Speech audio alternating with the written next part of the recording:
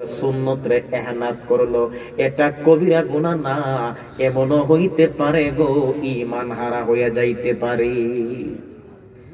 দাড়ি না রাখলে এটা এক গুনাহ, আর যদি কয় বলে এটা আমি পছন্দ করি না, তাইলে সে কাফের হয়ে যাবে। কথা কোন ঠিক কিনা? আসেননি কোন মৌলবী কথার জবাব দেওয়া, সে কাফের হয়ে যাবে। আওয়াজ করে বলুন ঠিক কিনা? ওই মহিলা এত কালো বেস্ত্রী দেখার পরেও তার কদমে জীবন যৌবন দিতে রাজি। আমার দেশের বোনেরা হুজুর দেখলে, দাড়িওয়ালা দেখলে বিয়ে বসতে চায় না কেন? তোমাদের অলংকার আছে নাকে কানে গলায়, পুরুষের অলংকার হলো দাড়ি। জোরে কোন ঠিক কিনা? পুরুষের অলংকার দাড়ি। আমলার কাশির বিয়ে হবে, আমার নবী সাদ সালামিরে কয়, সাদ সালামি কান্ত হয়ে গেছে, ওর নিজে দৌড়াই আইছে, বিয়া তো এখন কবুল হইবই। এরে সাহাদ বিয়ে দে করবা, কাবিন আসেনি। জোরে কন্যা মারহাবা। চাচাও বল, বিয়া করতে খাবিন বিল লাগেনি? দেখবেন আমরা দেশের খাবিনের কথা কিতা কইতাম, রুজি করে না মাসে 15,000, হতে দে খাবিন 12 লাগবে। জোন বোঝা যায় এর বাপের তালুক বেচে টিয়া দিব। আর এটা তো বাকি বেটা দেওয়ান লাগবো না, তা দে। জাওহেরাতুন নাইয়ারা কিতাবের নাম, স্পষ্ট আসছে মিলকান বুদআ, স্ত্রী সতীত্বের দাবি হলো কাবিন মোহর। যদি কোন পুরুষ বিয়ে করলো কিন্তু মোহর আদায় করলো না, বিয়ে করলো কিন্তু মোহর আদায় করলো না, বিয়ে করলো মোহর আদায় করলো না, হাসরের ময়দানে ওই বিয়ে করা পুরুষটা জেনাকারদের কাতারে দাঁড়ায়া যাবে। জেনা কইরা জেনাকারী হইছে, আর তুমি বিয়ে কইরা কাবিন না দিয়া জেনাকারের শাস্তি পাইবা। দেওয়া দরকার আছে নি কাবিন? আরো জোরে কোন কাবিন দেওয়া দরকার আছে নি? আমরার দেশও বেড়া কোন রকম কাম কাজ করে খায়, বিয়া হরতো গেছে, ওই এমন খাবিন লাগাইয়া দিবে পুত্রে, এমন ভাবে লটকাইয়া দিবে যে না সুরতারে বাইক না যাতে না সুরতারে বাইন্দালা এরে বান, সাথের বাপরেও বান, যাতে যদি সুর তুই ওই বাড়ি ঘর বেঁচে যাতে সুরে। এরে তো আটকাইছেন বালা কথা, আখেরা তো আটকাই দিয়েছেন। কথা বল ঠিক কিনা? এই কাবিন হলো মিলকান বুদআ, স্ত্রী সতীত্বের দাবি। এটা আদায় না করে মারা গেলে বাবা আপনি জেনাকারদের কাতারে দাঁড়াইতে হবে, এটা মাফ নিতে হবে। এক বেড়া বিয়া করছে, বাসুর গরু আর আজীবন বউ মাথা নিচুদা বইয়া থাকে, এ বউ ডুববার আগে ফিজদা ঘুমাই রইছে। বউয়ে আড্ডা জিগায় কিতা বললো রসরনা দি, ডাক দিও না হোক, বিয়া শাদী করবার ইচ্ছা নাই, রুজি রোজগার আসিন না। তখন বাপে বিয়া করাইছে, কিতা করব করছি, বাপের জাতাত ফইরা হতে বালা হঠাৎ বিয়া তো হয়ে গেছে গাতে, এখন এবেলা ওইটা কিছু কথাবার্তা কই, কেমনে কথা কমু, মাঝখানে তো খাবিন একটা লটকাই দিছে 10 লাখ। এখন বেড়ি মা বাপ চাইরা আইছে, সবাই চাইরা আইছে 10 লাখ টিয়া কিতা করতো। এখন যদি 10 লাখ মাপ দেও তইলে ওইটা বইতাম পারি। নাউজুবিল্লাহ করছে। কারণ বাসুর রাত নতুন জামাই যদি এমন কথা হয়, বেড়ি কোনো কইবনি বলে না দেও নই লাগবো না, এ তখন কেজাত ফালাইয়া সাইরা মাফ লই লইছে। পরের দিন বন্ধু বান্ধব জিগায় অতলাটিয়া খাবেন বেটা দিবে করতে, দূর উই খামার বিষয় বেশি। আমরাও রাস্তাঘাটে দেখাইতে হইতে ধরলে চুরি একটা পেটের ভিতরে আদাটা হারাই দেয়া সপ্তাহ নিয়েও আফা হুজুর খাল কত ওয়াজ যাই ভাই, 1000 মানুষ লইয়া দোয়া করবেন, জানি আমরা বদনাম করবা, তবে হুজুর বেশি উচিতে মনে কষ্ট নাই তো। কষ্ট নাই, কষ্ট নাই, কষ্ট নাই। এখানে কিন্তু ডেগার আদা লামাই গেছে পেটের ভিতরে। এ যেমন ডেগার দেখাইয়া মাপ লইছে, তোমরাও তো অঙ্কিতা কইতাম মাফ লইছো। কথা কোন ঠিক কিনা? এই মাফ মাফ না রে বাবা, এটা তার হক। হক কোনদিন চেয়ে মাফ নেওয়া যায় না, এটা আদায় করতে হয়। যখন কি করতে হয়? আমার কথা বুঝতে চেষ্টা করেন।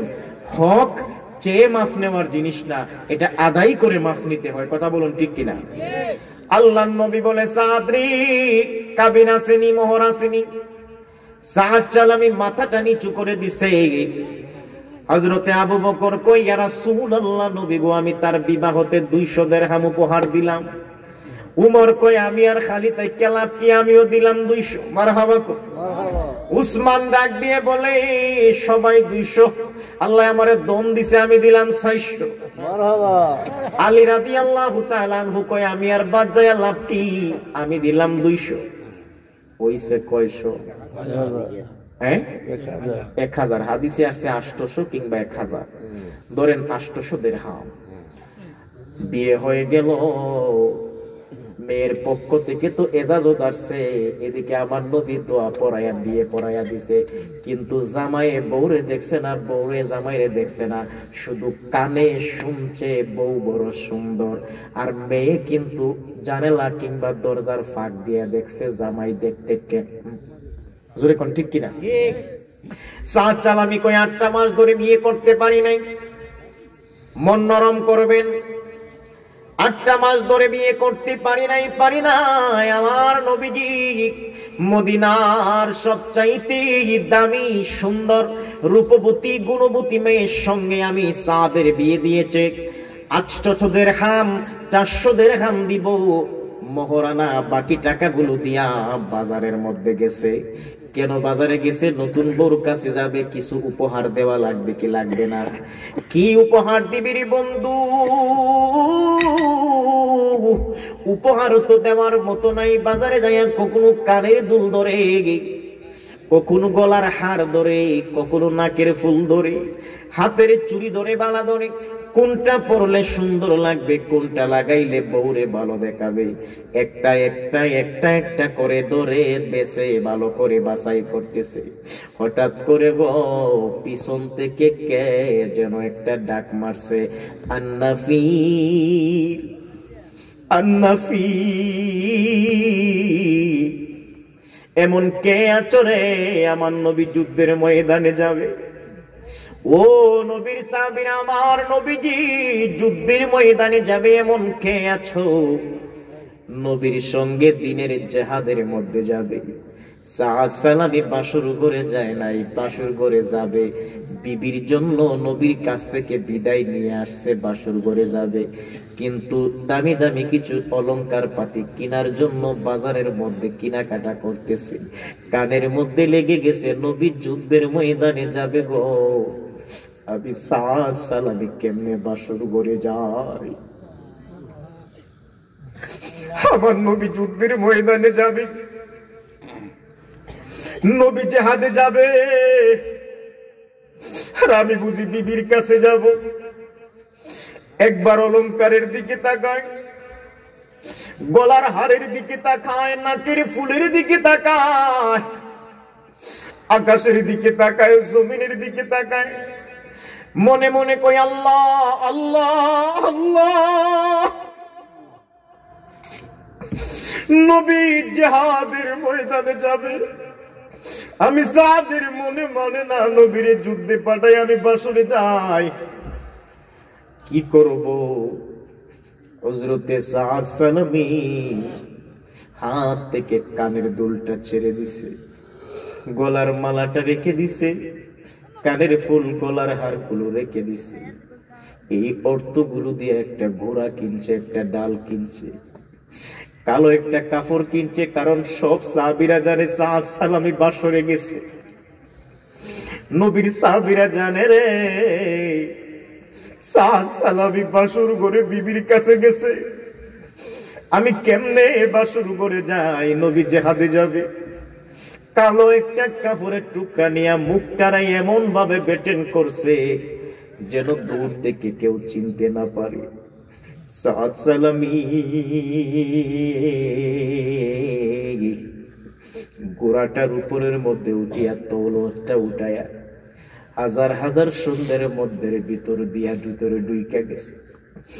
যুদ্ধের ময়দানে বীরের মতো যুদ্ধ করতে করতে করতে করতে হঠাৎ করে দূর থেকে একটা তীর সাদের বুকের ভিতর ঢুকে গেছে, জমিনের মধ্যে চাপ পড়ে গেছে। চতুর্দিক থেকে বল্লমের আঘাতগুলো সাদের দেহটাকে চূর্ণ বিচূর্ণ করে দিয়েছে। সাদ এই জায়গার মধ্যে শহীদ হয়ে গেছে। হঠাৎ করে গো কে সে জানার জন্য একজন সাহাবী মুখ থেকে কালো পর্দাটা টান দিয়া খুলছে। কইলা দেখে রে সে আর কেউ না, আমার নবীর সাহাবী সাদ সালামি। একটা ডাক মারছে, ইয়া রাসূলুল্লাহ, নবীজি নবীজি, ও গো আমার নবীজি, তাকায়া দেখে আপনার সাদ বাসর ঘরে যায় নাই, সুন্দর স্ত্রী জেনেছে, 8টা মাস পর্যন্ত বিয়ের জন্য এদিক সেদিক ঘুরাইছে গো নবীজি। এত সুন্দর বিবি জানার পরেও, এত আনন্দ নিয়ে বাজারে যাওয়ার পরেও বিবির কাছে যায় নাই। যুদ্ধের ময়দানে আপনি রাসূল প্রেমের প্রমাণ দেওয়ার জন্য আইসা গেছে। খবর যাইতে যাইতে যাইতে যাইতে আমার নবীজির কান পর্যন্ত পৌঁছায়া গেছে। আমার নবীজি পাগল পারা হইয়া যুদ্ধের ময়দানে দৌড়াই আসছে। আসিয়া দেখে রে কালো সাহাবী, রক্তের কারণে তার সম্পূর্ণ মুখটা রক্তে রঞ্জিত হয়ে গেছে। আল্লাহর হাবিব সাহাবের বডি কানার তুল দিয়ে নিজের উরাতের মধ্যে রাখলেন। আমার নবীজির উরুর মধ্যে সাদের মাথাটা রাখলেন। চতুর্দিকে সাহাবীরা ঘেরাও দিয়েছে। এই সাহাবীদের মধ্যে একটা যুবক সাহাবী ছিল, যার নাম হাদিসের মধ্যে আসছে আবু লুবাবা। আবু লুবাবার বর্ণনা মতে আসছে, আল্লাহর নবীজি সাদের চেহারাটার দিকে তাকায়া এমন একটা করুণ শুনে কান্না করলো। সাহাবীর ভাষ্য হচ্ছে, নবীজি কত সাহাবী জিহাদের ময়দানে শহীদ হয়েছে, কিন্তু কোনদিন আমার নবীজিকে এইভাবে কান্না করতে দেখি নাই। যেই রকম ভাবে সাদের চেহারাটার দিকে তাকায় আমার নবী কান্দে।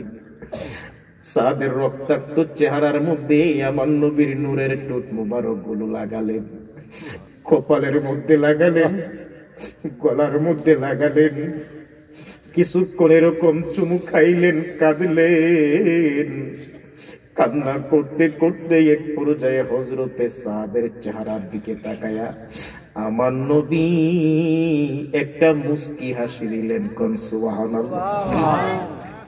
মুস্কি হাসি দেওয়ার কিছুক্ষণ পরে আমার নবীজি মুখটা ফিরাইয়া নিল। আবুল বাবা ডাক দিয়ে বলে, ইয়া রাসূল আল্লাহ, নবীজি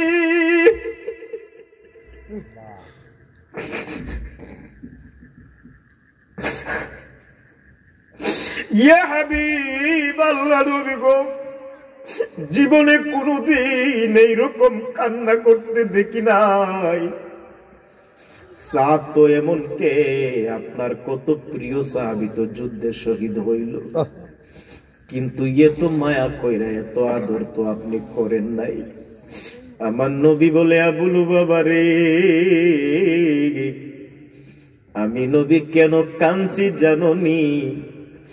একটা নয়, দুইটা নয়, 8টা মাস পর্যন্ত বিয়ের জন্য আমার সাদ সালামি ঘুরলো। আমি নবী নিজে সবচাইতে সম্ভ্রান্ত পরিবারের মেয়ের সাথে বিয়ে দিলাম। সাদের কাছে মেয়ের এত প্রশংসা করলাম, এত সৌন্দর্যের বর্ণনা দিলাম। আনন্দে আনন্দে স্বর্ণ অলংকার গুলো কিনলো। তারপরেও ওই সুন্দর স্ত্রীর মায়ার উপরে আমি রাসূলুল্লাহর মায়ারে প্রাধান্য দিয়া যুদ্ধের ময়দানে এসে নিজের জানটা দিল।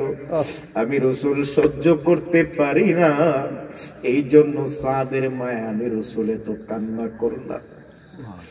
আবুল বাবা বলে, ইয়া রাসূলুল্লাহ হাসলেন কেন? আমি তাকায়া দেখি আল্লাহর জান্নাতের হুরগুলো পাগল হয়ে গেছে।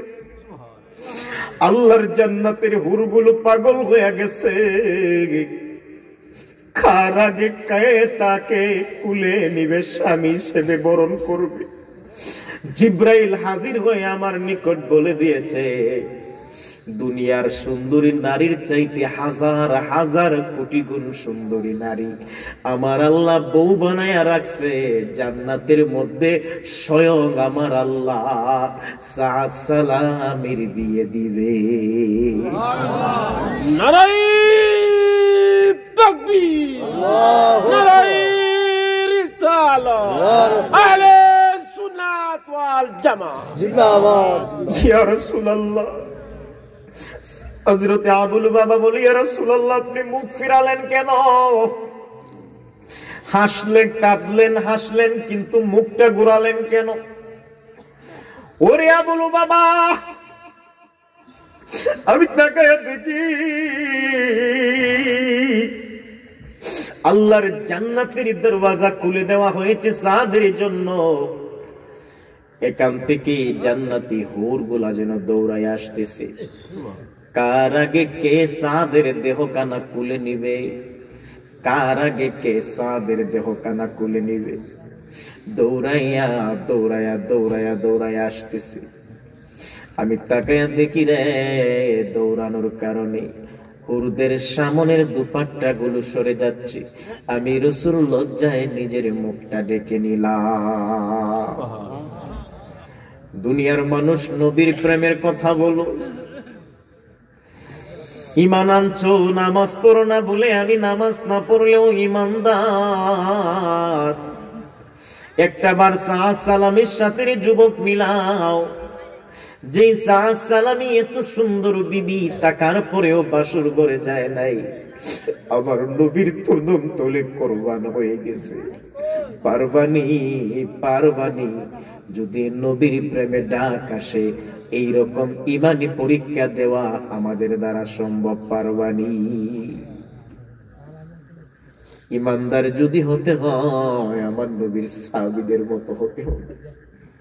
সাহাবীরা সদা সর্বদা আল্লাহর ওলিদের দিকে লক্ষ্য করুন, সাহাবীদের দিকে লক্ষ্য করুন।